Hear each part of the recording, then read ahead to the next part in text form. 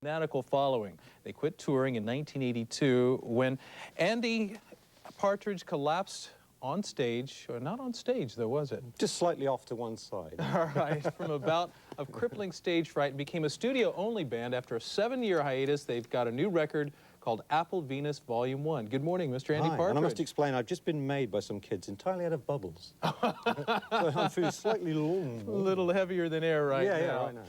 What brought you out of your self-imposed retirement? Well, it wasn't retirement. It's we think we're a record-making unit. We don't think we're a performing band. I don't see why you have to be both. We make good records. We don't perform good live. Obvious by the critics. Of course, you have made a number of great records. Why do you think it hasn't just exploded on the pop scene as far as record sales? It's that secret word, cult. We're like a sort of a well-kept secret. We have these very rabid, and I don't use that word lightly, very rabid fans that follow every move we make, but abscess makes the heart grow longer. So the fact that they can't have us all the time, you know, seems to make us more popular.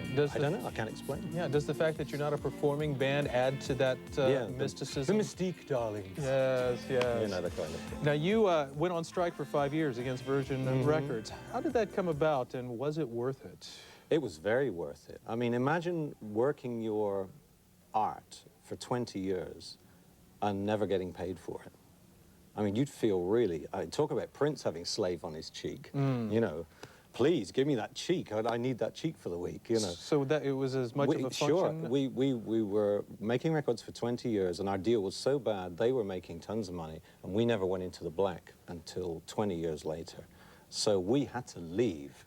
We had to get off the plantation. We had to get out. Yeah, but some people would ask, didn't you read the contract? Or well, was no, this just... when you're a kid, you know, somebody says, here, do you want a new guitar? Do you want to go and see the world? Do you want to drink the world dry? Do you want to go and wow everybody? You know, and you've never been outside your own town. Of course, you're going to go, yeah, let me at it. And they say, well, you know, you don't need to read this. And then the corrupt manager says, I've read it for you. It's okay. And so, yeah, okay.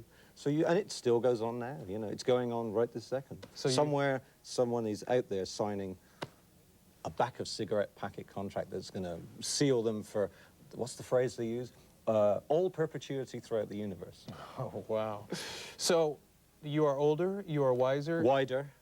It happens to the best of us. And you have a new CD. This one, though, has a more orchestral sound. Right. Well, why have you brought in the full orchestra for this? Well, it's certainly not wanting to buy lunch for 40 people. That's one thing. I really had I've learned a great phrase recently coming over here to America. It's Jones. Right. I really had a Jones to want to do that, you know. And I think you can see on our last album, Non-Such, there's a couple of pointers. Andy wants to go this way. And I think, dare I confess, I owe it all to musicals, I think. Somebody said to me the other day, did you use an orchestra because of the classics? And forget it, you know, I don't want to be five guys named Mozart. I'm much more interested in, you know, My Fair Lady, West Side Story, King and I, great musicals. And I just had to stand up and confess, okay, they went in real deep when I was a kid, and now it's my turn to want to work that vein for a while. Well, with that in mind, do you try and structure your songwriting in that same vein where you have a beginning, a middle, and end, and you're telling a story with each song? Yeah, but the beginning may not be at the beginning. The beginning may be chopped up in two parts and put somewhere else, and you may hear a little of the end early on, and you may... It's like making a film, you know? You can have flashbacks, you can have little sections in black and white, you can have cutting from scenes, introducing characters later that weren't in the first half. It's more like making a film than it is writing a verse, chorus, solo, end, you know. That's a bit of a dead format. I like to look at songs and cook them in a different way. So you say you're not a performing band, and this video was made while you were performing, I'm assuming. Oh, yes, you've only picked out the worst pop video ever made by anybody.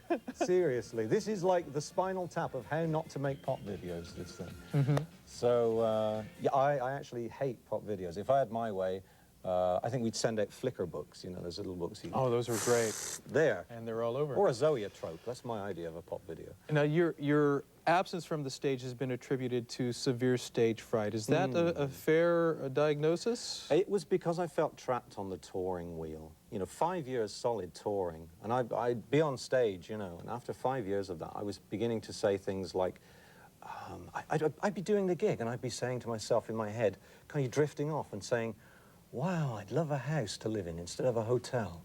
Or, I'd really like a chair. I don't own a chair. You know, I just don't have a chair. And then you'd find yourself 4 numbers into the set on complete remote control, having done everything word perfectly, music perfectly, and you drifted off thinking about chairs. Right. You know, you'd been fantasizing about a normal life, not a life trapped in the stupid rock and roll circus. So this is not an effort to get over stage fright, but an effort to really get into the music with this new CD. I am a songwriter and a record maker, and I don't see touring as a big necessary part of, what you have to do to make good music. Well, you can make it in the studio. And we should point out that you're already working on Volume 2. Oh, yes. All right. Andy Partridge. A few coats of paint in Colin's garage and away we go. All right. Andy Partridge, welcome back to the music scene. Not that you ever disappeared. Not we ever disappeared. All right. Thanks for coming in. You can chat with Andy Partridge online tomorrow afternoon at 4. If you have AOL, punch in the keyword EA Music, or if you don't, you can find it on the web at asylum.aol.com/SI. XTC's new album, Apple Venus, Volume 1, now in Bay Area record stores. That does it for this Hump Day Bay TV morning. We'll see you tomorrow. We leave you with...